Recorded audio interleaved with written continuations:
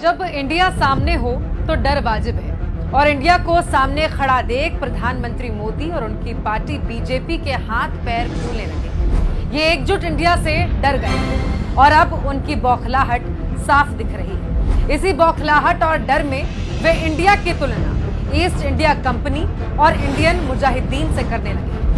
एकजुट इंडिया ने पीएम मोदी की नींद उड़ा रखी है। अब 2024 के चुनाव का ख्याल भी उन्हें डराने लगा है। अब सवाल ये है कि मोदी जी को इंडिया से इतना डर क्यों लग रहा है, और डर भी ऐसा कि इंडिया को ही कोसने लग गए, इंडिया के खिलाफ ही खड़े हो गए, उसी देश के खिलाफ, उसी इंडिया के खिलाफ जिसने नरेंद्र मोदी को प्रधानमंत्री बनाया। क्या यही है मोदी जी और भाजपा की देशभक्ति?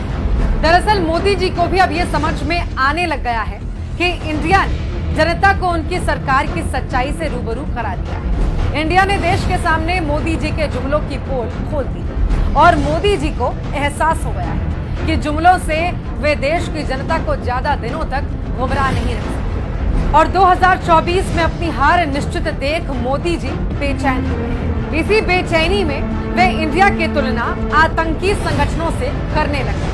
मोदी जी, वैसे ये बेचैनी आपको देश की जनता की परेशानियों को लेकर होनी चाहिए, महंगाई को लेकर होनी चाहिए थी, देश में फैली नफरत को लेकर होनी चाहिए थी, जो अब स्कूलों तक पहुंच चुकी है और छात्रों को अपना शिकार बनाने लगे। मोदी जी, अब तो आप समझ जाए, इंडिया ही भारत है, इंडिया ही हिंदुस्तान है, इंडिया ही इंडिया।